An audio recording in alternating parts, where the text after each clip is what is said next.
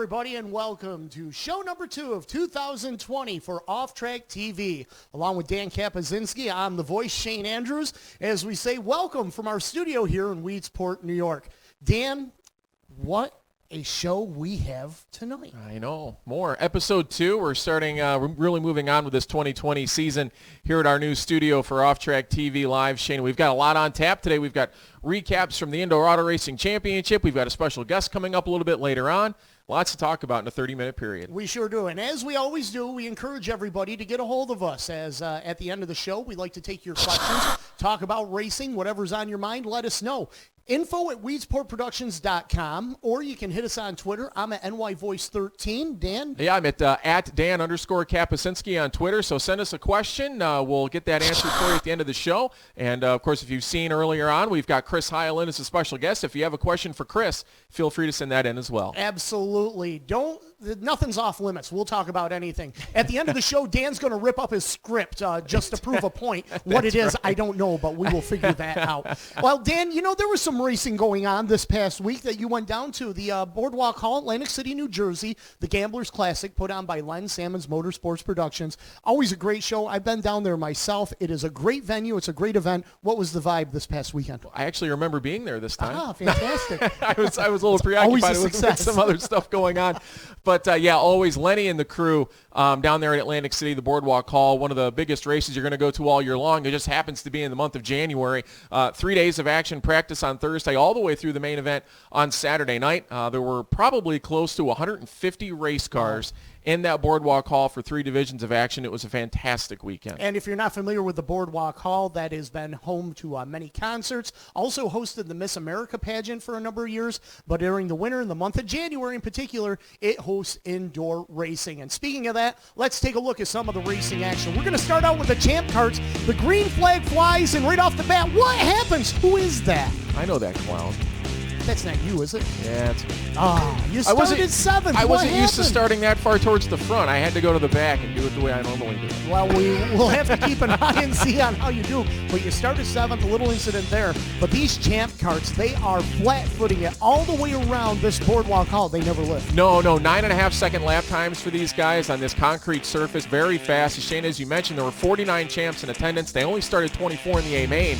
So there were more guys that went home than started this 25-lap feature. And as you can see, the racing action is fast and furious. Here we've got a couple of drivers, Doug Sturley, Cameron Carter, Tyler Brown, Cale Ross, all doing battle as we look for Dan. You're making your way back up to the front. Yeah, well, we ended up passing about a car every other lap, went from 24th to 12th before we ran out of laps. But the guy in the move up front was 71. That's Doug Sturley there in the second spot right now. He's the defending champion of this event, and that car was certainly rolling. He started all the way back in the 15th position and was battling for the lead before halfway. 2 distinct grooves to use, and the low side of the speedway is the preferred line for these Champ Carts. You can see with the move right there on the inside in 3 and 4. It is, but the track crews did a great job all weekend long in practice and time trials. They had the inside tires moved way out on the racetrack, so we did have a second lane, but the bottom side was where you want to be when it comes feature time. This is a 25-lap feature event, and it goes awfully quick. Yeah, it sure does. You see the 98 there of Tyler Brown. He is the points leader coming into this event at Atlantic City. He had battled his way up to the 3rd spot after falling back early on, but it was all Doug Sturley at the end of 25 laps. 2-time winner now for the Gamblers Classic in Atlantic City. To put your name in the record books as a winner at the Boardwalk Hall once is impressive, but to do it twice is quite an accomplishment as Doug Sturley picks up the win for the 25-lap Champ Cart feature. Cameron Carter 2nd, Tyler Brown 3rd, Cale Ross and Todd Crenshaw, and as we mentioned, our own Danny Kaye finishing in position number 12. When is your next Champ Cart race? Our next event will be March 14th and 15th, actually right here in Central New York. We'll be back at the State Fairgrounds, the Expo Center, for the final round of the indoor series. Well, the division everybody comes to see at the Boardwalk Hall is the TQ Midgets, and you talk about a show. When you put this many TQs on a track like the Boardwalk Hall, something's going to happen. 40 laps, 26 starters as the field gets the green. Tyler Thompson, who actually was our first guest of the season, started on pole position, but the straight shooter Scott Kruder ended up backwards here on the back straightaway. He was a qualifying winner on Friday, but got a rough go here in the start of this one. Kruder would come back to finish in position number 22, but the guy on the move, he started in position number 5, took the lead on lap number 2. That's Andy Jankowiak. Yep, just like Doug Sturley was looking for his second consecutive win in this event. Tyler Thompson, Tim Buckwalter coming together here between turns 3 and 4, so a tough break for TNT. He had to go to the rear. On the restart, Andy J once again puts it up in front. He has Eric Rudolph and Tim Buckwalter right there. Anthony Payne, a former preliminary night winner, also making his presence known. Yeah, it's getting better and better. Obviously, he won at Albany there a couple of years ago, but he's becoming much more consistent in these machines. Was running again very well all weekend long. As you get to look back here at Kyle Lick in the 8 machine, Michael Barnes, super modified competitor in the 97, running up there, as well as Tyler Thompson got all the way back up to his teammate, ended up on the inside of the tires there again in turn 4, but he would rebound for a top 10 finish. Yes, he would come back and finish in position number 8, but everybody's still chasing Andy Jankowiak, and if you come in here with a straight front bumper, you're going to leave with a crooked front bumper because there's a lot of beat and bait. Yeah, that's for sure. It's like, the old adage of firefighters in a gymnasium. And these guys are flying around so quick, it's hard not to make contact with the other guys around you. A great night of racing, and trouble right here. A couple of more cars caught up in this skirmish, taking out the number 51. Yeah, Sean Nye, that 51 machine, has been running really good in this series. He had a top finish at Allentown and unfortunately ended up the wrong way there in this one. When things were all said and done, Andy Jankowiak comes out of the boardwalk call unscathed, 2 in a row for Andy J. Andy J just flying right now. He ran really well at Allentown as well, looking to get a series championship. He was oh so close to that last year, but once again proving he was the man to beat down in Atlantic City. Andy J picks up the win. Tim Buckwalter finishes in position number 2. Eric Rudolph 3rd. Matt Janish 4th. And Briggs Danner comes home in 5th. And a couple of guys we got to give a shout out to. How about Jonathan Reed, sportsman driver, coming home in 10th, and Ryan Bartlett, modified driver on the dirt car circuit, coming home 17th. Yeah, one thing Shane and I were talking about before we came on today is just the diversity in the drivers that take part in these TQ races. Asphalt drivers, dirt drivers, kart racers making the jump up. It's always a melting pot of competitors down at AC. And that's one of the dynamics that I really like about it, because some of these guys you don't get to see up here in the Northeast, at least in our tracks, but then you get to go to Atlantic City, you get to see them in a different division, and everybody's on equal footing. That's the big thing. It usually really is a level playing field for the most part because track conditions change so much. These guys, most of them do not run TQ midgets on a weekly basis, so everybody's kind of starting from scratch once they get back in these fields. It's cool to see Anthony Cecily, who is a pavement modified driver, battling with Eric Rudolph, who's a dirt car modified driver, and the diversity. And then you get the guys that do focus on the TQs, like Anthony Payne, his dad, the Jersey Jet, Joey. So a nice diversity, bringing it together, and it makes for some great racing. It really is. It's basically a series of champions at the end of the day. Absolutely. And we've got a special guest coming up here in just a moment. He is known, if he was a professional wrestler, he'd be known as the Hile Driver, because he's going to drop that elbow on the competition this year. Coming up, Chris Hile, the driver of the number 5H. He's got some big news that I think he's going to share with us in just a moment. That's right, Shane. Looking forward to it. Chris Hile, the driver of the number 5H, will be with us right here in studio when we return to Off Track TV.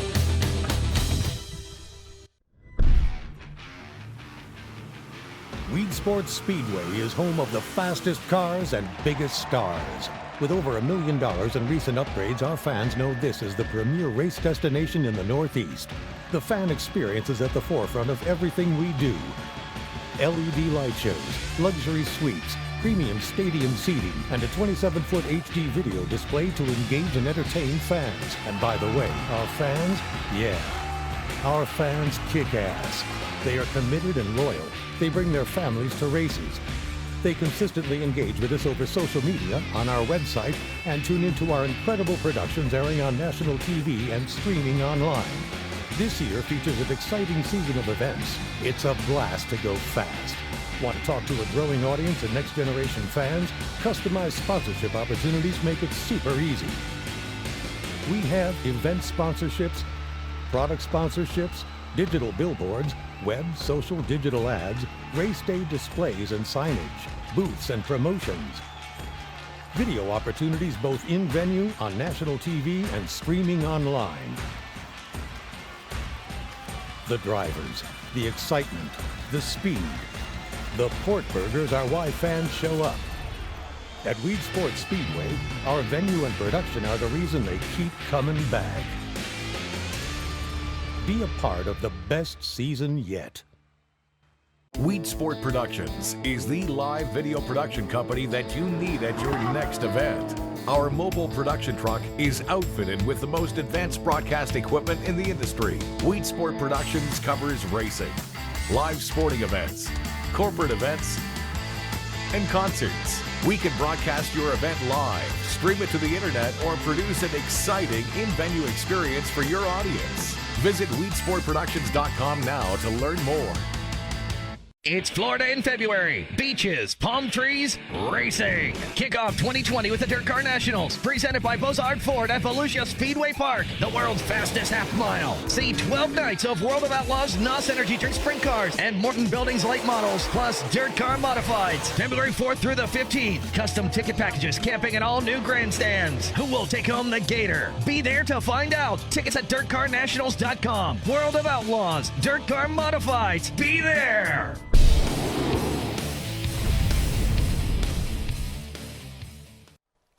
Welcome back to Off Track TV here from our studio in Weedsport, New York. I'm the voice Shane Andrews along with Dan Kapuscinski, and joining us a very special guest from Oswego, New York, the driver of the number 5H, the Hile Driver, Chris Hile. Chris, welcome to the show. Thanks for having me. This is pretty exciting. Well, it is exciting because 2020, the racing season, is just around the corner, and some big news out of the Hile Racing Camp. You're jumping out on the Super DIRTcar Series this year. Yeah, this has been something that we've kind of, had in the works for quite a few years now. We've got our equipment and things to the level to where we need to have it, and we're really excited for it. Like you said, here it is. It's, it's only February, but we're breaking some big news, and been doing a lot of work in the shop and things like that. So it's going to be a tough schedule. It's definitely different for us, something that we're really looking forward to, though.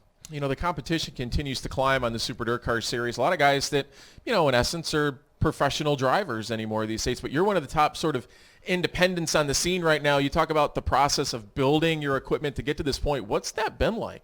It's just been it's been 16 years now for us. Wow. It's been a long time, that we've been doing this racing deal, and it's just, massing up the parts and, getting your equipment to where it needs to be. And really, to go out on the road, you got to be prepared, not only with your cars, but, even things like the trailer. Sure. Everything it's just a big culmination of what you got to have to really go on the road and, kind of flex your muscle and do it right. I think it's a big telltale to our weekly stuff. The tracks that we run at weekly just have such great competition and fantastic, supporters from everybody, all our sponsors and things like that allow us to get out here and really just kind of spread our wings, and hopefully we can keep everything clean and green. I think we'll have a lot of fun. Great. Chris Hile joining us here on Off Track TV. Chris going out on the tour for the first time with the race team as a driver in 2020. There's probably a few tracks that you've never been to that you are actually raced at. What are those tracks that you're looking forward to getting to for the first time as a driver? Honestly, getting to any new surface to me is very exciting. I think the more, different surfaces that you can see as a driver is only going to help you in the long run, whether you're running weekly or whether you're on the series. To get that experience on different types of surfaces, different track layouts really gives you the ability to, more so fine-tune your car and be able to say, if it worked at this track, let's see if we can maybe apply it to another track and a different surface. So I think it just helps you more so round yourself as a driver overall to adapt to those different situations and to just make yourself, like I said, just a better driver overall. I mean, what do you see being the biggest challenge? I mean, is it going to be going to those facilities for the first time, or like you said, just getting yourself up and down the road and being a part of the grind? Yeah, I think once we get to the track, I don't think it's so much of an issue. I think we've done a good job over the past few years. We got a lot of, fantastic supporters and sponsors that really help us get to the place that we need to be. As far as on-track presence and performance-wise, I think our biggest thing is going to just be, the logistics of it, really getting used to, what it's going to be like to be out on the road a couple days, run back home quick and get some work done, and then try to get the cars turned around meanwhile while we're trying to run a business and do things like that. So I think just the logistics of it, I think on our end are going to be the hardest part, and that's going to be the biggest thing that we need to adapt to, as a family. But I think once we kind of get those kinks worked out, I think we'll be pretty well with it. Right. Speaking of the family, it is a family operation. Your mom, your dad, your brother, your wife, Caitlin, all out on the road, and it adds an element that it gives you some a comfortable atmosphere to be in, especially when you're going to be going up to tracks in Quebec that are 5-6 hours from home now. Yeah, for sure. I mean, to be able to have that kind of support behind me is huge. For these guys to go out on a whim like they have, for my wife to step down this year and allow me to have a spare car basically again this year is fantastic. And we've just always been, a group that says if we're going to do something, let's try to do it right. We might not be able to do it right off the bat. Like I said, this thing was something that we've been working on for years, but boy, it's gonna be a lot of fun. Nothing says I love you like giving up a race car. I had to do it initially, and now I got it back. So. Right? Yeah. Well, I was gonna say, you mentioned, if you're gonna do it, you're gonna do it right. And I've been following you for a long time. You move up to the modified ranks, you do the weekly thing, but then last year, it seemed like you were hitting more of these local Super Dirt Series shows, but not just showing up. Competing very well, running well here at Weedsport.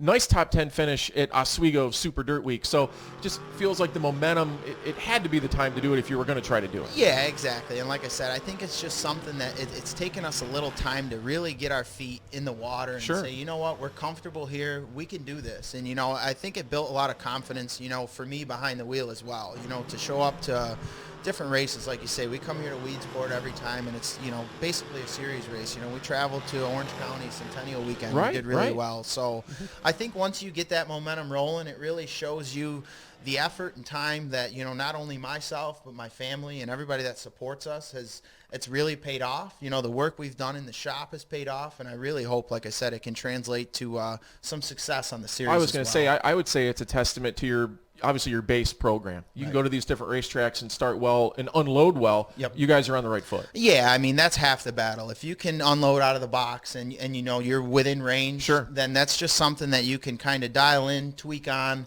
and make that night better for you. Obviously we're always looking for a little bit of luck here and there as drivers, but we do what we can on our end to make sure that everything is how it should be, and then we just kind of let the cards fall in place. If memory serves correct, second place last year, Brewerton Speedway in that Super Dirt Series race. You knocking on the door and almost kicked it in. Yeah, we were really close. Matt Williamson's a great friend of mine, and it was a lot of fun. If I'm going to have to run to second, to somebody, I guess it's him. But I was kicking myself a little bit. I was, could have used up a little more car, I think, earlier, and if it was 105 laps, I think we would have been having a little different discussion right here, but we'll take it. And like I said, it's just something that we built on and just kind of kept going as the year went on, and we turned it into Oswego and all these different things where we ran well, and we're super excited, to say the least, for next year, and we've been working hard at it. Sorry, Shane, I was just going to say, is the Friday night plan still Brewerton Speedway? Yep, we're still going to do the Friday nights at Brewerton. I think it's very integral to have a Friday night home, or at least a weekly home with the modified stuff. Right now with the way we're changing suspensions and things like that, I think it's very important for us to have that track time, more so as testing than anything else. And then, like I said, we'll kind of incorporate that into onto the series and having these different surfaces and things like that. But we have great people that help us. Penske Shocks and Ibach Springs. These guys, they all get me set up on the right way and the right plan to get there, so it makes it a heck of a lot easier for us when we unload. And of course, going out on the road, going to some places that you've never been to, you're racing against the best drivers in the big block modified ranks. It can only help your weekly program. 100%. And we've always said that, if you can surround yourself with great competition, granted from day one, you might not be the guy that's knocking on the door, but if you can absorb these things that everyone else around you is doing and get better, it's only going to help your program out as a whole. So we're excited for it.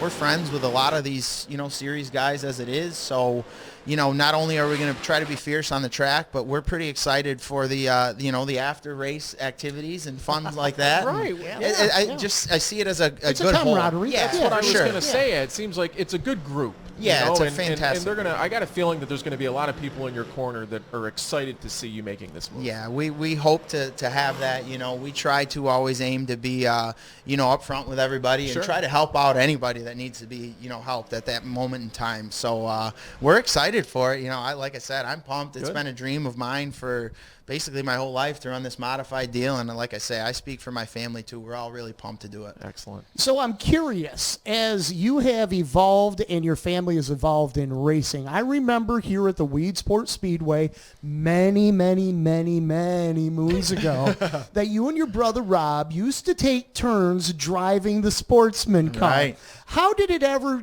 become determined that you would be the driver and Rob would be the wrench?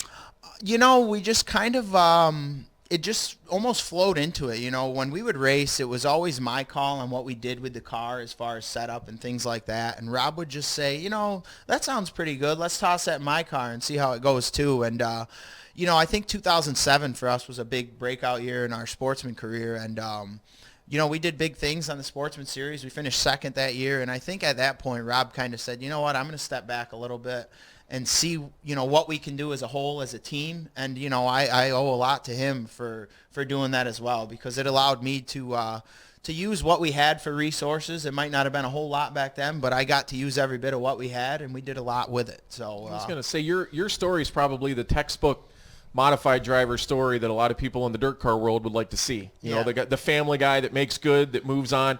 You know, you're going on to the Super DIRTcar Series now, kind of moving up the ladder. Who do you look down and see that reminds you of Chris Hile? Wow, that's something you throw at me all at once.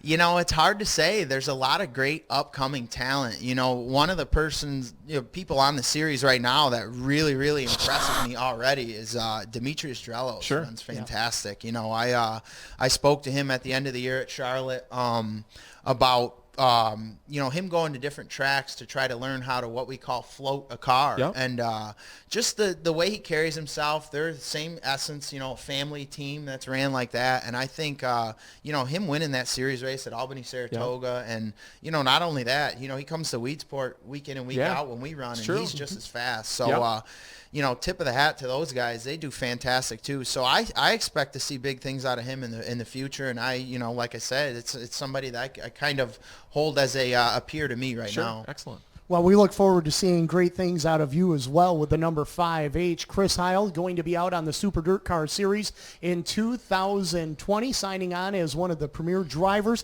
Also find him at the Brewerton Speedway. You can also find him right here at the Weedsport Speedway. Chris, thanks for coming out and joining us here today. Great to see you, and congratulations, and look forward to seeing you out on the road. Thanks, guys. I appreciate it. Good luck, Chris. Chris Hile, driver of the number 5H. When we return, we're going to take your questions. It's Florida in February. Beaches, palm trees, racing. Kick off 2020 with the DIRTcar Nationals, presented by Bozard Ford at Volusia Speedway Park, the world's fastest half mile. See 12 nights of World of Outlaws, NOS Energy Drink Sprint Cars, and Morton Buildings late models, plus DIRTcar Modifieds. February 4th through the 15th. Custom ticket packages, camping, and all new grandstands. Who will take home the Gator? Be there to find out. Tickets at DIRTcarNationals.com. World of Outlaws, DIRTcar Modifieds. Be there. Weedsport Productions is the live video production company that you need at your next event. Our mobile production truck is outfitted with the most advanced broadcast equipment in the industry. Weedsport Productions covers racing, live sporting events, corporate events, and concerts. We can broadcast your event live, stream it to the internet, or produce an exciting in-venue experience for your audience. Visit weedsportproductions.com now to learn more.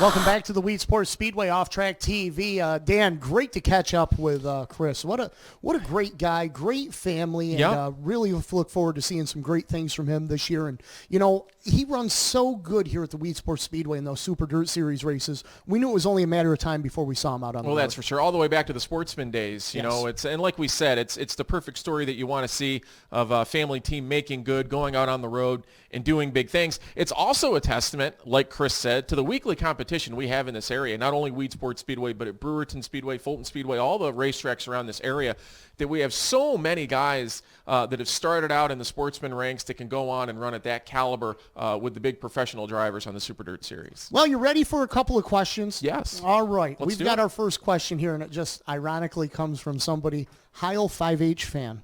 Okay? I don't know who that came from, but they want to know, who do you guys like to see in Victory Lane down in Florida at the DIRTcar Nationals for the sprints, late models, and modifieds? Oh, man. Woo! Well, sprints are starting tonight. The All-Stars. Brad Sweet is going to be tough to beat. He's hard to top any of these places he goes to. I'd like to think, though, that Donnie Schatz may have a little something for him. Exciting also to see the Steel City Outlaw. Tim Schaefer is driving for Tony Stewart. So there's going to be all kinds of action on the sprint car side. I don't think you can, on the sprint car side, I don't think you can count out Donnie Schatz. I wouldn't even count out Darren Pittman. He's a multiple-time champion down there at the DIRTcar Nationals. And how about David Gravel? He's got that ARCA ride, but he's going to be focusing a lot on the World of Outlaws sprint cars this year, so I think that he has a good chance as well. Yeah, that's for sure. Let's jump over to the late models. I mean, you're looking at 70, 80 late models coming into town, and I think one of the guys to keep an eye on with the late models this year is going to be Chris Madden, teaming up with Scott Bloomquist. That's on right. the Outlaw Tour. Yeah, they're going on the Outlaw Tour, but Brandon Shepard's been so tough, and it's one of those deals where we talk about all the time. The Matt Shepards, the Eric Rudolphs, the Matt Williamsons, when these guys get on a roll, it can be tough to knock them off. And Brandon's been one of the best to beat as of late. Hey, if we're talking late models, we got to give a shout out to Tim McCready out of Watertown, New York, picking up the first win of the season on the Lucas Oil Late Model Tour. So T-Mac already off to a blazing start, and also a top 5 finish for him just the other night as well. It's always good to get started off on the right foot, and T-Mac's definitely on that route. And he does run good at Volusia, so don't be surprised if you do see that Longhorn 39 in Victory Lane during the DIRTcar Nationals. Yes, no doubt. Well, let's shift gears to the modifieds, because the big blocks will be taking center stage down there as well, and there's some great competition coming down to Volusia. Who you liking? Well, Jimmy, I'll tell you, our boss, Jimmy Phelps, I'm not just trying to make him feel good, but, you know, he went down to Charlotte after making the change to Bicknell. He's never won a feature at Volusia, I don't believe. Correct. He's on a roll right now, and I'd like to see Jimmy, you know, kind of get started off in 2020 on the right foot. I think he has a very good chance down there with the 98H. Another guy to keep your eye on, Billy Pouch down there in the number 1. Peter Britton, Brett Hearn, even though he's running a limited schedule. But don't count out the defending Gator champion, Larry White. Yes. Always good at Volusia. That track just seems to fit his driving style so well. Up on the high side, on the gas, you go as fast as you can for as long as you can. Right, I was going to say it seems like lately the track conditions have been in Larry's favor. You know, hammer down on the top side. Stuart Friesen is going to be in town for a few of the shows. He's not going to make all 5. He was a winner, obviously, down there at Florida last year. It's just heavy hitters top to bottom. We didn't even talk about Matt Shepard or Eric Rudolph or Matt Williamson and those guys. It's always fun to watch the big block modifieds down in Florida. It's going to be great. Florida in February. It's only a few days away for, well, one of us.